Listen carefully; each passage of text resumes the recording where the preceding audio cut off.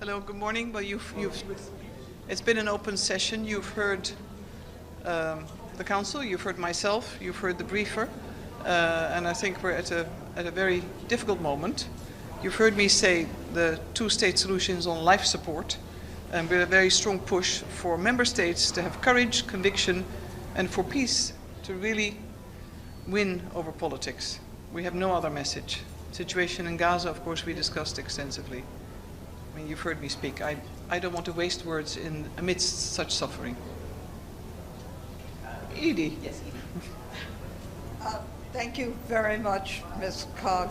A couple of questions. First, could you answer what the Israeli ambassador said about 400 trucks being on the Kerem Shalom side and not actually moving or getting to warehouses and to people in need? I know you said that it's like a lifeboat after the ship has sunk. And secondly, does the UN have any information on the number of people injured and killed at the aid distribution yesterday by the Gaza Humanitarian Foundation? I think I need to answer your two questions, sadly fairly generically, because it's very dangerous to say what about this instance. I'm in New York now, my colleagues are working on the ground, they may have the latest, and the humanitarian team is issuing a statement. When it comes more generally to the UN's ability to collect and then distribute what is on or in the trucks, that has been subjected to a number of new measures or restrictions and has only hampered our very limited ability to operate in what is an active war zone, including also, of course, the humanitarian zone. The rules have changed, the drivers were vetted, then there were other measures introduced. So it's not as simple and not as black and white, they're there and the UN isn't coming. It is intrinsically more complicated. So I don't want to go into 400 trucks or 9,000 or the volume of 9,000. I think the biggest message is aid needs to be allowed in, sustained, in the volume that is needed to reach all people and allow the UN and the humanitarian partners to do their job the way they've always done and the way they do it wherever else in the world in times of conflict in accordance with international humanitarian law. We shouldn't get stuck on side roads. The high road is, does the aid reach people? Is it sustained and is it the right volume in accordance with their very broad needs, because people in Gaza need everything. It's no coincidence that I said people do not say anymore, I'll see you tomorrow, I'll see you in heaven. There's a lot of sadness and weight behind that expression. It says it all.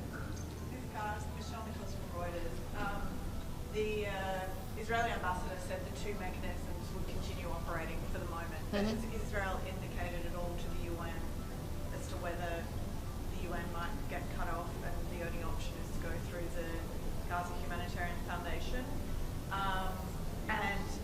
Steve Witkoff has just said in the Oval Office that they've got a new term sheet. They're hoping the president will sign off on it for a ceasefire push. Are you aware of what might be in this? Have you spoken with Mr. Witkoff? Do you share his optimism that this could be a resolution? I think I learned one ground rule in Dutch politics. I don't comment on the comments by others, and I haven't been in the room.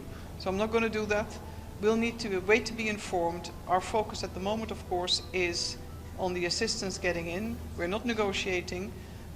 We obviously keep pushing for an immediate ceasefire and the unconditional release of the hostages, as well as the return of the remains. But the negotiators are dealing with this. When it comes to how long will the UN or partners be allowed to function? First of all, we were told as of 25th of May, 24th, 25th of May, the foundation would take over. Well, we've seen that. Now there's a space, it seems, where we are working in parallel. There's no cutoff date. The point is, we need to reach all people in Gaza. They shouldn't be displaced again and again just to receive aid, and it needs to be done on a daily basis in a manner that is incumbent and aligned with international humanitarian law. I'm not going to speculate about the rest. The UN's plan is very clear, and we continue to ask support for our way of working. Ms. Sorry. Cobb, Kristen Salumi from Al Jazeera English. I noticed you were speaking with the U.S. Representative on the sidelines here. The UN has really been sidelined not only in the aid process but in the peace process. Can you give us any indication of your relationship with the United States officials and what your appeal to them has been? Well, I think our appeal is not different from Party A to Party B. I think the line when it comes to realization of rights, safety and security of Israel, the need for a two-state solution, not now, not next week, it should have been achieved a long time ago. Those are, I think, principled positions by the UN. We're willing to facilitate, willing to help, we're on the ground. That doesn't differ. Earlier I've had a number of contacts with the new officials of the new US administration, but we know there is a different way of working, and we're very frequently in touch with the negotiators, particularly Egypt and Qatar. But ultimately, international consensus and legitimacy rests with the resolutions and the Council. And I think it's very fair that a number of Council members and myself referred with great emphasis to the two-state conference, co-chaired rather, by France and the Kingdom of Saudi Arabia, because it's a critical moment in time.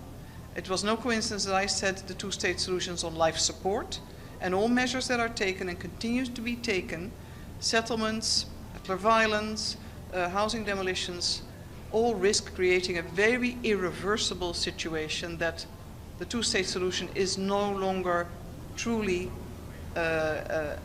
something that you can realize. Slimane Mansour's famous artwork of 1996 actually points to that. Thank you. I think it's the last question. I have to catch a plane, as always. Jessica Le Masurier from France 24. How concerned are you that US mercenaries are now operating inside Gaza, some of them linked to that notorious firm Blackwater? Yes. How concerning is that for you? Are you going to speak out against it? Well, I think the UN has spoken very clearly as to what we consider alignment and compliance with international law. That speaks to our plan. I think the privatization of aid and the weaponization of aid is a very dangerous precedent. It doesn't only speak to the situation potentially in Gaza, but worldwide. And we have to look at the things we allow, don't allow, or speak out against, or discourage. It's not only relevant to the here and the now, it is relevant to so many other conflict situations. So I would say support the UN. I'm not going to speculate about everything else I haven't seen, but it's pretty clear. Let's say the experiences of the past speak for themselves. Thank you very much. Thank you.